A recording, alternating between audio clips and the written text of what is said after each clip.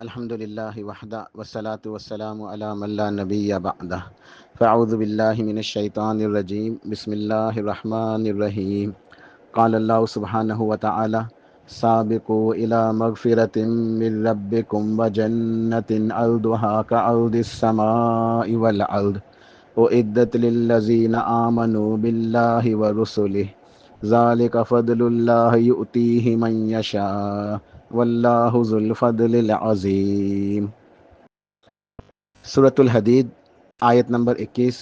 فرمان باری تعالی ہے سابقوا الی مغفرۃ من ربکم وجنہ، لپکو، تیزی سے بھاگو، محنت کرو، خوب سبقت کرو، آگے نکلو، آگے بڑھو۔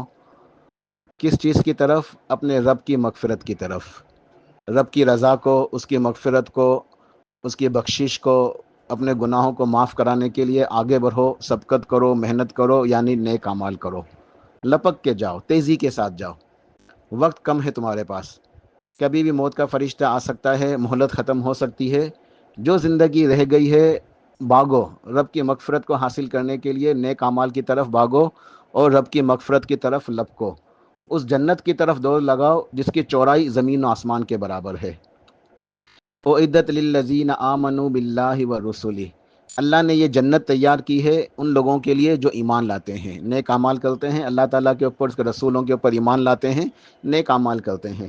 ذالک فضل اللہ یؤتیہ من یشاء واللہ ذو الفضل العظیم، یہ ہے اللہ کا فضل، اللہ جسے چاہتا ہے اپنے فضل سے نوازتا ہے۔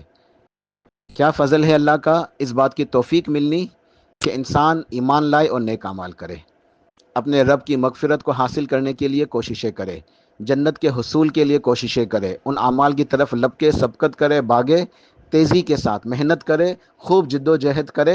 یہ توفیق ہے اللہ تعالیٰ کی طرف سے کہ انسان ایمان لے آئے اور نیک اعمال کرے، اس کو توفیق مل جائے۔ تو اللہ تعالیٰ سے دعا مانگنی چاہیے، یہ توفیق ہر کسی کو نہیں ملتی۔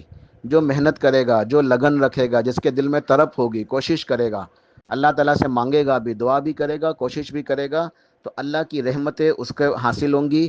یہ اللہ کی توفیق ہے، یہ اللہ کا فضل ہے۔ ذالک فضل اللہ یؤتیہ من یشاء واللہ ذو الفضل العظیم، اور اللہ تعالیٰ بہت عظیم فضل کا مالک ہے۔ عشرہ ذی الحج کے دروس کا سلسلہ جاری ہے۔ آج کے درس میں انشاءاللہ چند ایسے اعمال کا تذکرہ کرنا چاہوں گا کہ اعمال چھوٹے سے ہیں لیکن اللہ تعالیٰ کا فضل ہے یہ۔ ذالک فضل اللہ یؤتیہ من یشاء واللہ ذو الفضل العظیم، کہ اللہ سبحانہ و تعالیٰ نے، اس رب رحمان نے، ارحم الراحمین نے اپنے فضل سے، اپنی خاص رحمت سے ان اعمال کا اجر و ثواب اتنا زیادہ رکھا ہے کہ ہم سوچ بھی نہیں سکتے۔ چھوٹے سے اعمال لیکن بہت عظیم، اللہ کا فضل، اس کا انعام و اکرام، عظیم اجر و ثواب، اجر کبیر، بہت بڑا اجر۔ اور وہ اجر کیا ہے؟ حج اور عمرے کا ثواب، حج اور عمرے کا ثواب۔ ایسے اعمال جو ہم گھر بیٹھے، ہم حج پہ نہیں جا سکے، حاجی تو اللہ کی رحمت سے پہنچے ہیں، اللہ کے فضل سے پہنچے ہیں، یہ بھی اللہ کا فضل ہے حاجیوں کے اوپر جو منا اور عرفات اور مزدلفہ اور پہنچیں گے اور مناسک ادا کریں گے۔ ہم لوگ جو نہیں پہنچ سکے تو ہم کیا کریں؟ ہم کیا کریں کہ ہم بھی اجر و ثواب کو حاصل کر سکیں، اللہ کے فضل کو حاصل کر سکیں؟ تو ان اعمال کا انشاءاللہ تذکرہ کروں گا۔ جامع ترمذی کے اندر حدیث ہے، ان انس بن مالک رضی اللہ عنہ قال قال رسول اللہ صلی اللہ علیہ وسلم من صلی الغداۃ فی جماعت، کہ جو صبح کی نماز یعنی فجر کی نماز جماعت کے ساتھ ادا کرتا ہے، اٹھتا ہے اچھے طریقے سے وضو کر کے گھر سے نکلتا ہے، مسجد کی طرف جاتا ہے اخلاص کے ساتھ اپنے رب کو راضی کرنے کے لیے، مسجد میں پہنچتا ہے جماعت کے ساتھ، اس کو فجر کی نماز ملتی ہے، پہلے سنتیں ادا کرتا ہے، پھر فجر کی نماز ادا کرتا ہے، ثم قعد، پھر بیٹھا رہتا ہے، اٹھ نہیں جاتا، سلام پھیرنے کے بعد بیٹھا رہتا ہے، یذکر اللہ، اللہ کا ذکر کرتا رہتا ہے، نماز کے بعد کے جو اذکار ہیں، اذکار بعد الصلاۃ، وہ مکمل کرتا ہے، پھر صبح کے اذکار کرتا ہے، قرآن پاک کی تلاوت کرتا ہے، دیگر ذکر اذکار کرتا ہے، یعنی اللہ کا ذکر کرتا رہتا ہے، کوئی دنیاوی بات چیت نہیں کرتا، کوئی دنیاوی کام کے اندر مصروف نہیں ہوتا، بلکہ سلام پھیرنے کے بعد سے لے کے مسلسل اپنی جگہ پہ بیٹھے بیٹھے وہ اپنے رب کا ذکر کرتا رہتا ہے، حتیٰ تطلع الشمس، حتیٰ کہ سورج طلوع ہو جاتا ہے، سورج نکل جاتا ہے، سورج طلوع ہو جاتا ہے، ثم صلی رکعتین، پھر وہ 2 رکعت اشراق کی ادا کرتا ہے۔ یہ نماز اشراق کی نماز ہے، سورج طلوع ہونے کے بعد۔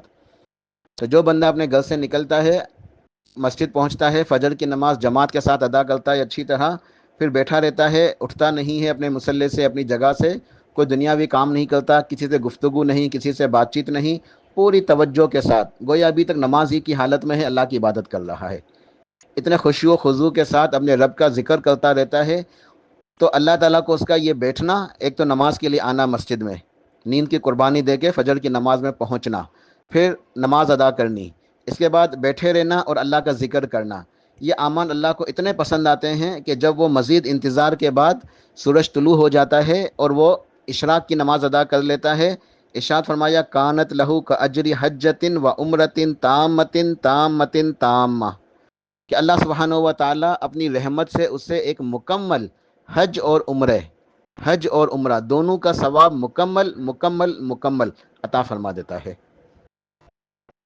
سرتاج رسول پیارے نبی علیہ الصلوۃ والسلام نے 3 مرتبہ تاکید کے ساتھ ارشاد فرمایا کہ اسے مکمل حج اور عمرے کا ثواب ملتا ہے۔ تو کتنی عظیم یہ بشارت ہے، عمل یسیر و اجر کبیر، کتنا یہ اللہ کا فضل ہے، واللہ ذو الفضل العظیم، اللہ اپنے فضل سے نوازتا ہے، کتنا عظیم یہ اللہ تعالیٰ کی رحمت ہے، اللہ کا فضل ہے، پروردگار کا احسان ہے اس رب رحمان کا، کہ الحمدللہ اللہ تعالیٰ نے ہمیں بھی موقع عطا فرمایا کہ ہم بھی اجر و ثواب حاصل کر سکتے ہیں اگر ہم اللہ کی مساجد کو آباد کریں، نمازوں کی پابندی کریں، مسجد میں پہنچیں، اچھی طریقے سے نماز ادا کریں۔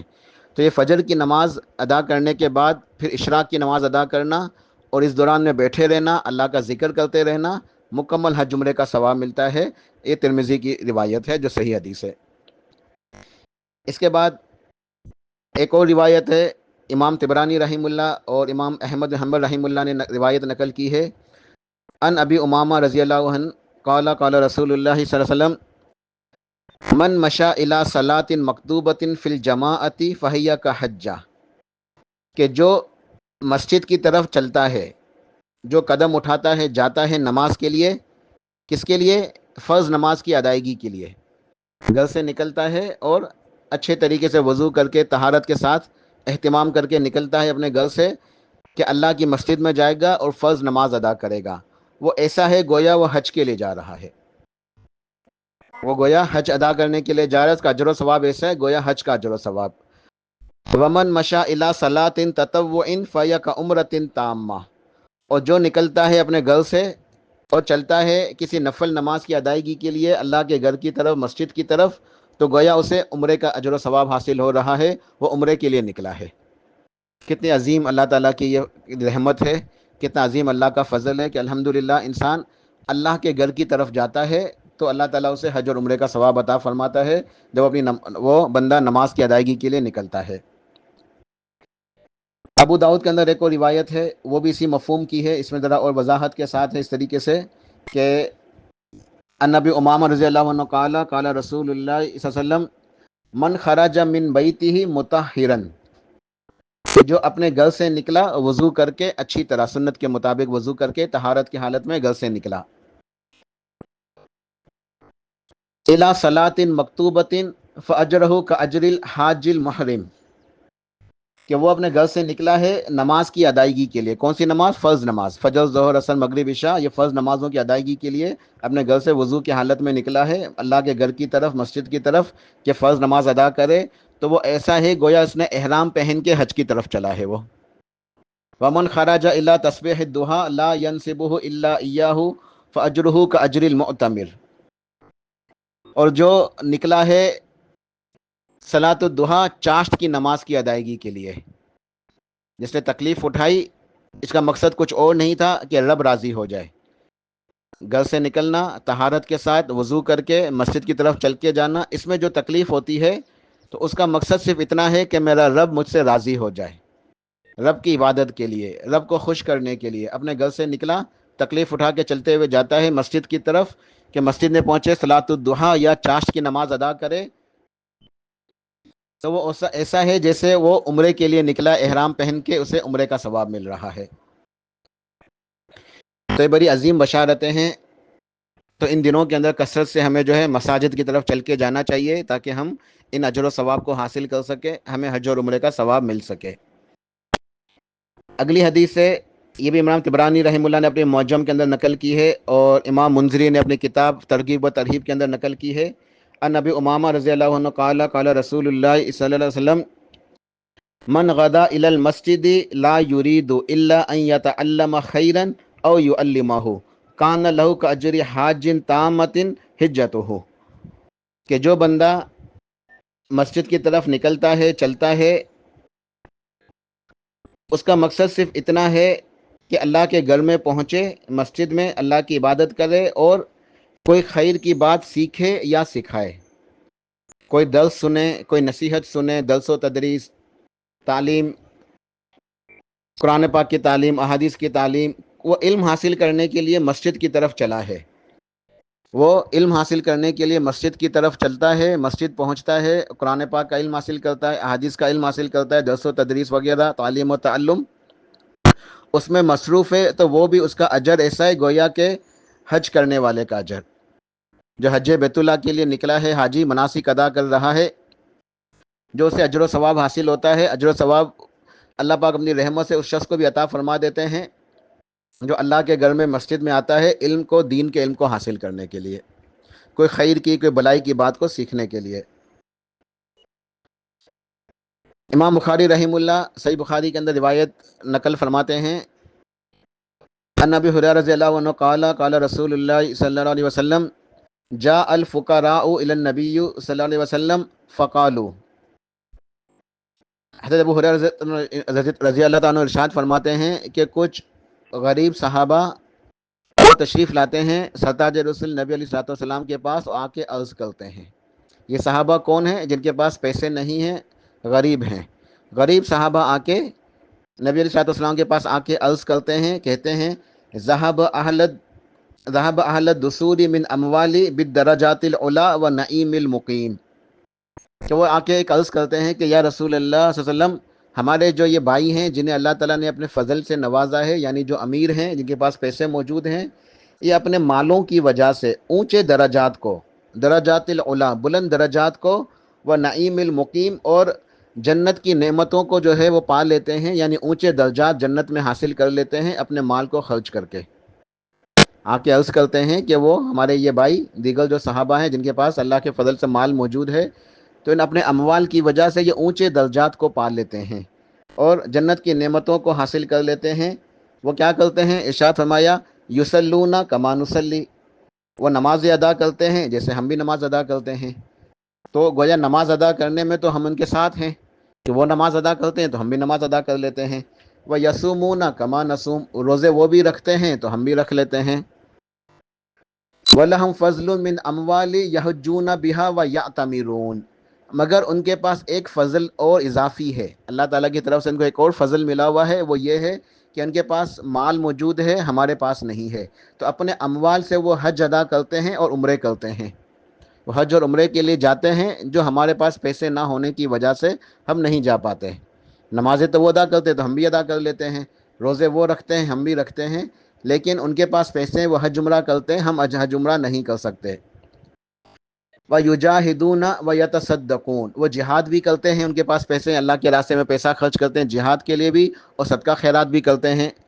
قال علیہ الصلوۃ والسلام، تو آپ علیہ الصلوۃ والسلام نے ارشاد فرمایا الا احدثکم بامر قال ان اخذتم به ادرکتم من سبقکم ولم یدرککم احد بعدکم وکنتم خیر من انتم بین ظہرانیہ الا من عمل مثلہ۔ تو نبی علیہ الصلوۃ والسلام نے ان کی یہ بات سنی، ان کی یہ فکر، ان کی سوچ دیکھے کیا تھی، کہ ہمارے جو بھائی ہیں جن کو اللہ نے اپنے فضل سے نوازا ہے، تو وہ تو نیکیاں کرتے ہیں، ہم بھی کرتے ہیں، لیکن وہ اپنے مالوں کی وجہ سے کچھ ایسے اعمال کرتے ہیں جو ہم نہیں کر پاتے۔ وہ صدقہ خیرات کرتے ہیں، جہاد میں پیسے لگاتے ہیں، حج کرتے ہیں، عمرہ کرتے ہیں، ہمارے پاس چونکہ پیسے نہیں ہیں اس لیے ہم یہ نیکیاں ہم نہیں کر سکتے، تو ہم کیا کریں؟ وہ تو آگے نکل گئے اجر و ثواب میں، ہم پیچھے رہ گئے۔ دیکھیں صحابہ کرام کی سوچ کتنی اچھی تھی، فکر آخرت، جنت کا شوق، اس میدان کے اندر آگے بڑھنا نیکیوں میں۔ تو اس کے لیے انہوں نے عرض کیا کہ ہم کیا کریں؟ تو آپ نے ارشاد فرمایا کہ کیا میں تمہیں وہ اعمال نہ بتا دوں کہ اگر تم وہ اعمال کرنے لگو تو تم سبقت کر جاؤ گے، کوئی تم تک اجر و ثواب میں پہنچ نہیں سکے گا الا یہ کہ جو اس طرح وہ عمل کرے۔ یعنی تمہیں ایسے عمل بتاتا ہوں، ایسے اجر و ثواب کی باتیں کہ تم ایسے درجات کو حاصل کر لو گے جن تک کوئی پہنچ نہیں سکے گا الا وہ شخص جو یہ عمل کر کے وہ تمہارے درجات تک پہنچ جائے۔ تو آپ نے انہیں کچھ نیکیاں بتائیں، اور وہ نیکیاں کون سی بتائیں؟ ارشاد فرمایا تسبحون و تحمدون و تکبرون خلف کل صلاۃ ثلاثا و ثلاثین، کہ تم ہر نماز کے بعد 33 مرتبہ یہ اللہ کا ذکر کر لو، سبحان اللہ 33 مرتبہ، الحمدللہ 33 مرتبہ، اور اللہ اکبر 33 مرتبہ۔ اور ایک اور روایت میں 100 کی گنتی پوری کرنے کے لیے ارشاد فرمایا تھا کہ لا الہ الا اللہ وحدہ لا شریک لہ لہ الملک و لہ الحمد وہو علی کل شیء قدیر۔ تو یہ 100 تسبیحات ہیں، 33 مرتبہ سبحان اللہ، 33 مرتبہ الحمدللہ، 33 مرتبہ اللہ اکبر، 99 ہو گئی۔ پھر ایک مرتبہ 100 کی گنتی پوری کرنے کے لیے لا الہ الا اللہ وحدہ لا شریک لہ لہ الملک و لہ الحمد وہو علی کل شیء قدیر۔ تو ارشاد فرمایا کہ یہ وہ نیکیاں ہیں جو تم ان نیکیوں کو سر انجام دو گے تو تم بھی اجر و ثواب میں بہت زیادہ آگے نکل جاؤ گے، گویا تمہیں حج عمرے کا ثواب ملے گا، جہاد کرنے کا ثواب ملے گا، اللہ کے راستے میں صدقہ خیرات کرنے کا اجر و ثواب ملے گا۔ سبحان اللہ، اللہ اکبر، کتنی اللہ کی نعمت ہے، کتنی اللہ تعالیٰ کی رحمتیں ہیں، اللہ کا فضل ہے کہ چھوٹے چھوٹے اعمال کے اوپر عظیم اجر و ثواب ہے۔ تو یہ چند اعمال جن کا ذکر ہوا کہ مساجد میں جانا، اچھے طریقے سے نمازیں ادا کرنا، اور پھر بیٹھے رہنا، اللہ کا ذکر کرنا، اور کوئی خیر کی بات سیکھنی، سکھانی، درس و تدریس وغیرہ۔ جب کوئی شخص اللہ کے گھر میں جاتا ہے اور اپنے گھر سے طہارت حاصل کر کے یعنی وضو کر کے اہتمام کر کے اچھی طرح نکلتا ہے اور اللہ تعالیٰ کے گھر میں یعنی مسجد میں پہنچ کے وہ یہ نیکیاں کرتا ہے، فرض نماز ادا کرتا ہے، ذکر اذکار کرتا ہے، قرآن پاک کی تلاوت کرتا ہے، تو اس کو یہ اتنے عظیم اجر و ثواب حاصل ہوتے ہیں گویا حج عمرے کا ثواب ملتا ہے۔ اس کی وجہ یہی ہے کہ حاجی جب حج کے لیے نکلتا ہے تو حاجی کا قصد کیا ہوتا ہے، وہ کس چیز کی طرف قصد کرتا ہے، ارادہ کرتا ہے، وہ بھی خانہ کعبہ بیت اللہ۔ تو بیت اللہ بھی اللہ کا گھر ہے، خانہ کعبہ مسجد حرام یہ اللہ کا گھر ہے، تو یہ جو محلے کی مساجد ہیں ہماری یہ بھی اللہ کا گھر ہے۔ ہاں، اس کی فضیلت زیادہ ہے کہ وہاں ایک نماز کا ثواب 1,00,000 کے برابر ہے، بیت اللہ میں ایک نماز کا ثواب 1,00,000 کے برابر ہے۔ تو حاجی وہاں پہنچے گا، طواف کرے گا، نماز ادا کرے گا، دیگر مناسک ادا کرے گا تو وہ اجر و ثواب حاصل کرے گا۔ لیکن یہ اللہ تعالیٰ کی رحمت ہے، اللہ کا فضل ہے کہ اللہ نے ہمیں بھی محروم نہیں رکھا، ہمیں لہٰذا یہ حکم ملا کہ تم اپنے محلوں کے اندر جو مساجد ہیں یہ بھی اللہ کا گھر ہیں، انہیں آباد کرو۔ تم اللہ کے گھروں کو، مساجد کو آباد کرو، تم محروم نہیں رہو گے، تمہیں بھی اللہ کی رحمت کا حصہ ملے گا، تمہیں بھی اللہ کے فضل سے حصہ ملے گا، تمہیں بھی اللہ تعالیٰ کی رحمتیں برکتیں ملیں گی اگر تم اللہ کی مساجد کو آباد کرو گے۔ اور یہ مساجد کو آباد کرنا یہ ایمان کی دلیل ہے، یہ ایمان کی علامت ہے، یہ نیکی اور تقوی کی دلیل ہے۔ یہ اس بات کی نشانی ہے کہ بندے کے پاس ایمان موجود ہے، نیکی موجود ہے، بندہ متقی ہے، تقوی والا ہے، یہ اللہ سے ڈرنے والا ہے، نیکوکار ہے، اللہ کا مقرب ہے۔ یہ اللہ پاک نے ارشاد فرمایا سورہ توبہ کے اندر آیت نمبر 18، انما یعمر مساجد اللہ من آمن باللہ والیوم الآخر واقام الصلاۃ وآتى الزکاۃ ولم یخش الا اللہ فعسى اولئک ان یکونوا من المہتدین۔ سورہ توبہ آیت نمبر 18، اللہ پاک نے ارشاد فرمایا کہ حقیقت میں تو اللہ کی مساجد کو وہ آباد کرتے ہیں۔ مساجد کون آباد کرے گا؟ ارشاد فرمایا کہ من آمن باللہ، جو اللہ کے اوپر ایمان لایا، والیوم الآخر، قیامت کے دن کے اوپر ایمان لایا، وَأَقَامَ الصَّلَاةَ، جس نے نماز کو قائم کیا، وَآتَى الزَّكَاةَ، زکوٰۃ ادا کی، وَلَمْ يَخْشَ إِلَّا اللَّهَ، اور اللہ کے سوا کسی سے نہیں ڈرا۔ اس کے دل کے اندر اللہ کی عظمت ہے، اس کے دل کے اندر اللہ کا خوف ہے، خشیت الہی ہے، وہ اپنے رب کو راضی کرنا چاہتا ہے، اس کے لیے اللہ کی مساجد کو آباد کرتا ہے۔ تو یہ ایمان والا ہے، نمازوں کو ادا کرنے والا، زکوٰۃ کو ادا کرنے والا، اللہ سے ڈرنے والا، فَعَسَىٰ أُولَٰئِکَ أَن يَكُونُوا مِنَ الْمُهْتَدِينَ، یہی تو ہدایت یافتہ ہے، اسی کو اللہ پاک نے ہدایت دینی ہے، یہی اللہ تعالیٰ کی طرف سے ہدایت کے راستے پہ ہے، صراط مستقیم پر ہے۔ تو اللہ کی مساجد کو آباد کرنا بہت عظیم نیکی ہے۔ ہمیں چاہیے کہ ہم حج کے لیے نہیں پہنچ سکے لیکن ہم اپنے محلے کی مساجد کو آباد کریں، جب ہم نماز کے لیے جاتے ہیں وہاں خوب جو ہے وہ نمازیں ادا کریں، مساجد کو آباد کریں۔ مساجد کو آباد کرنے کے اندر کیا کیا بات شامل ہے؟ مساجد تعمیر کرنا، اس میں نماز کے لیے جانا، اس میں اللہ کے ذکر کو بلند کرنا، وہاں اللہ کی عبادت کرنا، درس و تدریس ہو، وہاں قرآن پاک پڑھا جائے، اللہ کا ذکر کیا جائے، تو یہ سب مساجد کو آباد کرنے میں شامل ہے۔ ابن ماجہ کی ایک روایت ہے، ان عمر بن خطاب رضی اللہ عنہ قال قال رسول اللہ صلی اللہ علیہ وسلم من بنا مسجدا یذکر فیہ اسم اللہ بنى اللہ لہ بیتا فی الجنہ. وفی روایت اخری عن جابر بن عبداللہ رضی اللہ عنہ قال قال رسول اللہ صلی اللہ علیہ وسلم من بنا مسجدا للہ کمفحص فطاط او اصغر بنى اللہ لہ بیتا فی الجنہ. ارشاد فرمایا کہ جو مسجد تعمیر کرتا ہے اللہ کی رضا کے لیے اور اس مسجد میں اللہ کے نام کو بلند کیا جاتا ہے، یعنی اللہ کی عبادت ہوتی ہے، اذان دی جاتی ہے، نماز ہوتی ہے با جماعت، اور وہاں شرک نہیں ہوتا، وہاں یا رسول اللہ مدد، یا غوث اعظم، یا دستگیر، یہ نعرے نہیں لگتے. یہ بات میں اس لیے کہہ رہا ہوں، عرض کر رہا ہوں کہ آج میں صرف پاکستان کی کراچی کی بات کر رہا ہوں کہ ایسی مساجد پاکستان کے اندر موجود ہیں جہاں اللہ کے گھر کے اندر، مسجد کے اندر بھی یہ نعرے، یہ آوازیں بلند ہوتی ہیں غیر اللہ کی پکار کی. تو جو شخص مسجد تعمیر کرتا ہے اور وہاں اللہ کو پکارا جاتا ہے، غیر اللہ کو نہیں پکارا جاتا، شرک نہیں ہوتا، وہاں اللہ کی عبادت ہوتی ہے، وہاں نمازیں ادا ہوتی ہیں سنت کے مطابق، اللہ تعالیٰ اس کے لیے جنت میں ایک محل تعمیر فرماتا ہے. اور دوسری روایت کے اندر ایک اور عظیم بشارت ہے، چونکہ اب مسجد تعمیر کرنا یہ بھی بہت مہنگا کام ہے آج کل کے دور میں، اتنے پیسے نہیں ہوتے ہمارے پاس کہ مسجد تعمیر کر سکیں. تو یہ رب کا فضل ذرا دیکھیں، رب کا فضل کتنا ہے. ذالک فضل اللہ یؤتیہ من یشاء واللہ ذو الفضل العظیم. اللہ کا فضل اتنا ہے کہ دوسری روایت میں ارشاد فرمایا کہ جو مسجد تعمیر کرتا ہے اللہ کے لیے، اتنی چھوٹی گویا کہ ایک چڑیا کا گھونسلہ یا اس سے بھی چھوٹی. اب چڑیا کا گھونسلہ اس سے بھی چھوٹی مسجد تو نہیں ہوتی. شرح اس کی یہ ہے، حدیث کی مفہوم اس کی یہ ہے، مفہوم اس کا یہ ہے کہ جو شخص مسجد تعمیر کرتا ہے اس میں اتنا حصہ بھی ملا لیتا ہے، اتنا اپنا حصہ، اپنی کنٹریبیوشن دیتا ہے، اتنا چندہ بھی دیتا ہے مسجد کی تعمیر کے لیے کہ جتنے میں ایک چڑیا کا گھونسلہ تعمیر ہو سکے، یعنی 1 فٹ جگہ سمجھ لیں. تو ہر شخص سمجھ سکتا ہے کہ آج کل کے حساب سے شاید 2-3 ہزار میں یہ اتنی جگہ بن جائے. تو کوشش کریں، اتنے پیسے ہر شخص نکال سکتا ہے. افضل ایام ہیں، ان ایام کے دوران کی گئی نیکی اللہ تعالیٰ کو سب سے زیادہ محبوب ہے. ہم حج کے لیے نہیں جا سکے، اس کے لیے بہت پیسے چاہیے.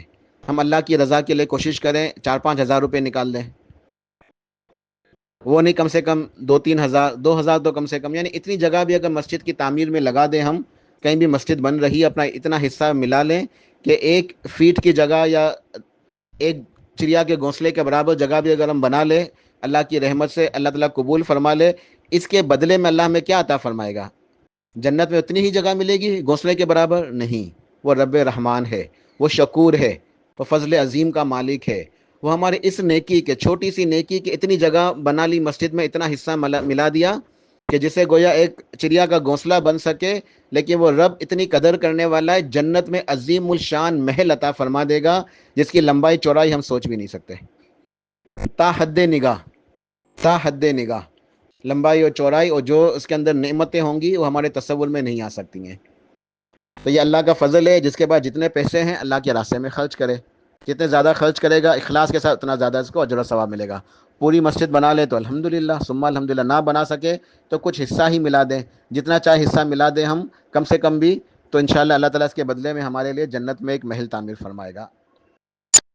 امام طبرانی ایک اور روایت کے اندر بیان فرماتے ہیں، حضرت سلمان فارسی رضی اللہ عنہ کی روایت ہے، وہ فرماتے ہیں قال رسول اللہ صلی اللہ علیہ وسلم من توضأ فی بیتہ فاحسن الوضوء ثم اتى المسجد فهو زائر اللہ وحق علی المزور ان یکرم الزائر. بہت پیاری روایت ہے، بہت ہی خوبصورت حدیث ہے یہ. نبی علیہ الصلوۃ والسلام ارشاد فرماتے ہیں کہ جو بندہ اپنے گھر سے وضو کرتا ہے فاحسن الوضوء، اور بہت ہی اچھا، عمدہ، یعنی سنت کے مطابق وضو کرتا ہے، سنت کے مطابق وضو کرتا ہے، بسم اللہ پڑھتا ہے، یعنی وضو کے لیے بسم اللہ پڑھنا ضروری ہے. بعض لوگ بسم اللہ الرحمن الرحیم، اور بعض لوگ بسم اللہ والحمدللہ، یہ سنت نہیں ہے. بسم اللہ پڑھنا سنت ہے، ٹھیک ہے. پھر ہم وضو کے دوران زیادہ پانی استعمال کرتے ہیں، یہ بھی خلاف سنت ہے، ٹھیک ہے. گردن کا مسح کرتے ہیں، یہ بھی حدیث ضعیف ہے، ٹھیک ہے. تو وضو کرنا سنت کے مطابق سیکھیں. سنت کے مطابق جو وضو کرتا ہے، پھر وضو کی دعائیں وغیرہ پڑھتا ہے، اچھے طریقے سے طہارت حاصل کر کے پھر وہ مسجد کی طرف آتا ہے. جب مسجد کی طرف آتا ہے تو ارشاد فرمایا کہ فہو زائر اللہ، وہ اللہ کا مہمان ہے. حاجی جاتے ہیں نا حج کے لیے، عمرے کے لیے، تو اللہ کے مہمان ہوتے ہیں نا، ضیوف الرحمان، رحمان کے یہ مہمان ہیں. اور ایک حدیث ہے نا کہ جو گھر سے نکلتا ہے حج عمرے کے لیے وہ اللہ کا وفد ہے، خاص ڈیلیگیشن، اسپیشل مہمان. وہ اللہ سے جو بھی مانگے گا اللہ ضرور سے قبول کرے گا، اس کے گناہوں کو معاف فرمائے گا. اور بھی بہت ساری بشارتیں ہیں حاجی اور معتمر کے لیے. تو بہرحال جو شخص اپنے گھر سے وضو کر کے نکلتا ہے اور اچھے طریقے سے وضو کرتا ہے، یعنی سنت کے مطابق مسجد کی طرف آتا ہے، تو وہ بھی اللہ کا مہمان ہے. اور اللہ تعالیٰ میزبان ہے. اللہ تعالیٰ میزبان ہے. مہمان کا یہ حق ہے کہ میزبان اس کی مہمانی کرے. میزبان کا مہمان کا یہ حق ہے. مہمان کا کیا حق ہے؟ کہ میزبان جو ہے وہ مہمانی کرے. میزبان اللہ تعالیٰ ہے. کتنی اللہ کی رحمت ہے. وہ رب رحمان ارحم الراحمین، وہ رب رحمان وہ ہمارا میزبان ہوگا. وہ رب کبریا جل وعلا ہمارا میزبان ہے، ہم اس کے مہمان ہوں گے. تو وہ ہماری مہمانی کرے گا. اور کیا مہمانی ہوگی یہ بھی ایک اور حدیث کے اندر بیان ہوا ہے. صحیح بخاری کی روایت ہے، ان ابو ہریرہ رضی اللہ عنہ قال قال رسول اللہ صلی اللہ علیہ وسلم من غدا الى المسجد او راح عد اللہ نزلہ من الجنت کلما غدا او راح. ابو ہریرہ ارشاد فرماتے ہیں کہ نبی صلی اللہ علیہ وسلم نے ارشاد فرمایا کہ جب کوئی بندہ مسجد کی طرف جاتا ہے کسی بھی صبح یا شام، تو اللہ تعالیٰ اس کے لیے جنت میں مہمانی تیار کرتا ہے. مہمانی تیار ہوتی ہے. اللہ تعالیٰ ہمارا میزبان ہے. ہم مہمان ہیں اللہ کے گھر میں جانے کے لیے، لیکن دنیا کے اندر نظر نہیں آتی، کیونکہ ایمان بالغیب ہے نا. یقین ہونا چاہیے، ہمیں ایمان ہونا چاہیے کہ اللہ تعالیٰ ضرور ہمارا اکرام کرے گا، کیونکہ وہ میزبان ہے، مہمان ہے، وہ ضرور ہمارا اکرام کرے گا. لیکن وہ مہمانی کہاں تیار ہوتی ہے؟ جنت میں. جب بھی صبح یا شام بندہ مسجد کی طرف جاتا ہے اللہ تعالیٰ اس کے لیے مہمانی جنت کے اندر تیار کرتا ہے. صحیح مسلم کے اندر ایک اور حدیث ہے، رواہ المسلم عن ابی ہریرہ رضی اللہ عنہ قال قال رسول اللہ صلی اللہ علیہ وسلم من تطہر فی بیتہ ثم مشى الی بیت من بیوت اللہ لیقضی فریضۃ من فرائض اللہ کانت خطواتہ احداہما تحت خطیئۃ واخری ترفع درجہ. کہ جب بندہ اپنے گھر سے نکلا وضو کر کے اللہ کے گھروں میں سے کسی گھر میں جانے کے لیے، یعنی مسجد میں جانے کے لیے تاکہ وہ فرض نماز ادا کرے، تو جو قدم وہ اٹھاتا ہے ہر قدم کے اوپر اس کا گناہ معاف ہوتا ہے، اور دوسرے قدم کے اوپر اس کے درجے کو اللہ تعالیٰ جنت میں بلند فرماتا ہے. جتنے قدم اٹھیں گے مسجدوں کی طرف اتنے درجات بلند ہوں گے، اتنے گناہ معاف ہوں گے. اور ایک اور حدیث ابن خزیمہ اور حافظ منذری نے بھی ترغیب و ترہیب میں نقل کی ہے. نبی اسلام ارشاد فرماتے ہیں من توضأ فاسبغ الوضوء ثم مشى الى صلاۃ مکتوبہ فصلاها مع الامام غفر له ذنبه. کہ جو اپنے گھر سے نکلا وضو کر کے مسجد کی طرف پہنچا اور فرض نماز ادا کی، فصلاها مع الامام، امام کے ساتھ ادا کی، یعنی جماعت کے ساتھ، امام کے ساتھ نماز ادا کی جماعت کے ساتھ، غفر له ذنبه، اس کے گناہ معاف ہو گئے. اللہ تعالیٰ نے اس کے گناہوں کو معاف فرما دیا. جب حاجی پہنچے حج کے لیے، عمرے کے لیے، اللہ نے ان کا اکرام کیا، ان کے گناہوں کو معاف فرمایا، ان کی دعائیں قبول ہوئیں. تو یہ فضیلتیں، یہ بشارتیں ہمارے لیے بھی ہیں. حاجیوں کے لیے وہاں فرشتے دعائیں کر رہے ہیں، فرشتوں کی دعائیں ہم بھی حاصل کر سکتے ہیں. ہمارے بھی گناہ معاف ہوں گے، ہمیں بھی ہماری دعائیں بھی قبول ہوں گی، اور فرشتوں کی دعائیں بھی ملیں گی. جو ایک آخری حدیث انشاءاللہ اس درس کی بیان کر رہا ہوں، صحیح مسلم کی حدیث ہے، ان ابی ہریرہ رضی اللہ عنہ قال قال رسول اللہ صلی اللہ علیہ وسلم ان الملائکۃ یصلون علی احدکم ما دام فی مجلسہ الذی صلی فیہ یقولون اللہم ارحمہ اللہم اغفر لہ اللہم تب علیہ ما لم یؤذ فیہ ما لم یحدث فیہ. نبی علیہ الصلوۃ والسلام نے ارشاد فرمایا کہ یقیناً اللہ تعالیٰ کے فرشتے ہیں، کچھ ایسے فرشتے جن کی ڈیوٹی خاص لگی ہوئی ہے اس مصلی کے لیے، اس نماز ادا کرنے والے کے لیے، اس نمازی کے لیے جو مسجد میں آ کے نماز ادا کرتا ہے اور نماز ادا کرنے کے بعد اپنی جگہ پر بیٹھے رہتا ہے اور اللہ کا ذکر کرتا ہے، اٹھتا نہیں ہے. تو اللہ تعالیٰ کے فرشتے اس کے لیے دعائیں کرتے ہیں. 3 دعاؤں کا تذکرہ ہے. پہلی دعا اللہم ارحمہ، اے اللہ اس کے اوپر رحم فرما. جب تک بندہ نماز کی ادائیگی کے بعد بیٹھا ہوا ہے، اللہ کو یاد کر رہا ہے، ذکر کر رہا ہے، فرشتوں کی دعا حاصل ہو رہی ہے، اے اللہ اس کے اوپر رحم فرما، اے اللہ اس کی مغفرت فرما دے، اے اللہ اس کے اوپر نظر کرم فرما. یہ 3 دعائیں حاصل ہوتی ہیں فرشتوں کی. اے اللہ اس کے اوپر رحم فرما، اے اللہ اس کی مغفرت فرما دے، اے اللہ اس کے اوپر نظر کرم فرما، اس کو اپنی رحمتوں اور انعام و اکرام سے نواز دے. جب تک بندہ اپنی جگہ پہ بیٹھا ہے اور اس کا وضو ٹوٹ نہیں جاتا، بغیر وضو کے وہ نہیں ہو جاتا، تب تک وہ فرشتوں کی دعائیں حاصل کرتا رہتا ہے، فرشتوں کی دعائیں حاصل کرتا رہتا ہے. تو یہ بہت جو ہے نا آسان اعمال تھے، چھوٹی چھوٹی نیکیاں ہیں، لیکن ہمیں ان کی قدر کرنی چاہیے اور اخلاص کے ساتھ ان نیکیوں کو کرنا چاہیے۔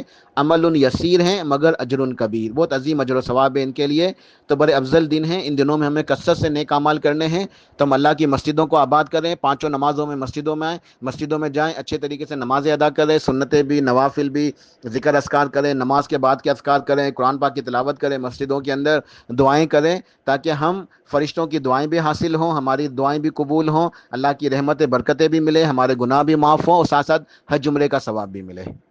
تو یہ اللہ تعالیٰ کا فضل ہے۔ آخری بات، خواتین سوچتی ہوں گی، ہماری مائیں، ہماری بہنیں، کہ یہ تو سب مرد حضرات مساجد میں جاتے ہیں، ہم کیا کریں؟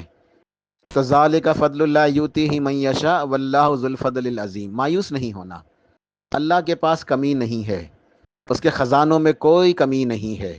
ایمان رکھیں، اچھی امید رکھیں، پورا معاملہ ہے نیتوں کے اوپر، انما الاعمال بالنیات وانما لکل امرئ ما نوی۔ اللہ نوازتا ہے، اللہ کی رحمتیں برس رہی ہیں۔ امید رکھیں کہ ہمارے پاس موقع نہیں ہے، کوئی بات نہیں، ہمارے لیے حکم ہے گھروں میں نماز ادا کرو۔ خواتین کو یہی حکم ہے نا کہ مسجد میں جانے کا موقع ہو تو جا سکتی ہیں، اجازت موجود ہے، مگر اس کی شرائط ہیں کہ کوئی محرم ساتھ ہو، خوشبو نہیں لگائیں گی، راستہ محفوظ ہو، مسجد کے اندر مصلی نساء علیحدہ سے بنا ہوا ہو، کوئی فتنہ نہ ہو، کوئی ڈر نہ ہو، کوئی اندیشہ نہ ہو، کوئی گناہ، کوئی گمراہی، کوئی پریشانی کا سبب نہ ہو، تو وہ جا سکتی ہیں۔ لیکن اگر یہ ساری شرائط پوری نہیں ہوتی، مواقع میسر نہیں ہے، کوئی بات نہیں، ان کے لیے حکم کے گھروں میں ادا کرو نماز۔ تو گھر میں نماز ادا کرنا بھی اللہ کا حکم ہے، مردوں کے لیے مسجد جانا بھی اللہ کا حکم ہے۔ اصل چیز کیا ہے؟ اصل اطاعت کا جذبہ، اللہ کے حکم کی اطاعت، اطیع اللہ و اطیع الرسول۔ مردوں کے لیے حکم ہے کہ گھر میں نماز ادا نہیں کر سکتے فرض نماز، مسجد میں جاؤ۔ خواتین کے لیے حکم ہے کہ اگر ماحول میسر ہے، ساری شرائط پوری ہیں تو جا سکتی ہو، نہیں تو کوئی بات نہیں، گھر میں ادا کرو۔ مساجد کے اندر جانے کی ضرورت نہیں ہے خواتین کو، چلی جائیں تو اجازت ہے، نہ جائیں تو کوئی حرج نہیں، اپنے گھروں کے اندر ادا کریں نمازیں، اس نیت کے ساتھ کہ ہمیں وہ اجر و ثواب چاہیے جو رب مردوں کو اجر و ثواب سے نواز سکتا ہے۔ تو کیا نعوذ باللہ ہم یہ سوچیں گے کہ وہ رب خواتین کو نہیں دے سکتا؟ کیا نعوذ باللہ سے خزانوں میں کچھ کمی ہو جائے گی؟ نہیں، اس کے خزانوں میں کوئی کمی نہیں ہو سکتی، کوئی کمی نہیں ہو سکتی۔ وہ پوری کائنات کو نوازتا رہے، نوازتا رہے، جب سے یہ دنیا بنی ہے نواز بھی رہا ہے۔ اس کے خزانوں میں اتنی کمی نہیں آتی کہ کوئی سمندر میں سے کوئی چڑیا اگر جو ہے ایک گھونٹ پانی لے لے تو سمندر کے پانی میں کمی آتی ہے؟ اتنی کمی بھی اللہ کے خزانوں میں نہیں آتی ہے۔ تو وہ رب عظیم فضل کا مالک ہے، اس کی یہاں کمی کوئی نہیں ہے۔ اصل معاملہ ہے اخلاص کا، تقوی کا، اللہ کے ساتھ تعلق کیسا ہے۔ آج معاملہ کیا ہوتا ہے، ہماری مائیں بہنیں خواتین کیا کرتی ہیں، چونکہ نماز گھروں میں ادا کرنی ہے نا، اس لیے فکر مند نہیں ہوتی، بے فکری ہو جاتی ہیں، غفلت کا شکار ہو جاتی ہیں، اذان ہو گئی انہیں پرواہ نہیں ہے، پھر وقت گزرتا جاتا ہے، گھروں کے کام میں مصروف ہیں، مشغولیت کے اندر، آخر جب نماز کا آخری وقت آتا ہے پھر انہیں ہوش آتا ہے یار نماز تو نہیں ادا نہیں کی، پھر بھاگتی ہیں جلدی جلدی نماز ادا کرتی ہیں، پھر وہ اجر و ثواب نہیں ملتا۔ یہ سارا اجر و ثواب چاہیے، اللہ کی رحمتیں چاہیے، برکتیں چاہیے، فرشتوں کی دعائیں بھی چاہیے، حج عمرے کا ثواب بھی چاہیے۔ تو کیا کرنا ہوگا، جیسے مسجدوں میں اذان ہوتی ہے، مرد مسجدوں کی طرف جاتے ہیں، خواتین جائیں وضو کے لیے، فوراً اپنے گھر کے اندر ہی وضو کریں، نماز ادا کریں اول وقت میں، اور یہ امید کے ساتھ اللہ سے مانگتے ہوئے کہ یا اللہ تیرے پاس تو کمی نہیں ہے، ہم مسجد نہیں گئی تو ہمیں وہ اجر ثواب گھر کی نماز میں بھی عطا فرما دے، تو انشاءاللہ انشاءاللہ انشاءاللہ ضرور اجر ثواب ملے گا۔ پورا معاملہ ہے نیت کے اوپر، اللہ تعالیٰ کے ساتھ خلوص کے ساتھ تعلق کے اوپر، اللہ تعالیٰ سے مانگنے کے اوپر، نیکی اور تقوی کے اوپر، ٹھیک ہے؟ تو خواتین محروم نہیں رہیں گی، لیکن میری نصیحت ہے تمام ماں بہنوں کو کہ وہ اس معاملے میں ذرا اہتمام کریں، نماز اول وقت میں ادا کریں۔ اکثر دیکھا گیا ہے کہ ظہر کی نماز ادا ہو رہی ہوتی ہے 3:30 4 بجے، عصر کا وقت ہو گیا، آپ کون سی نماز ادا کر رہی ہیں؟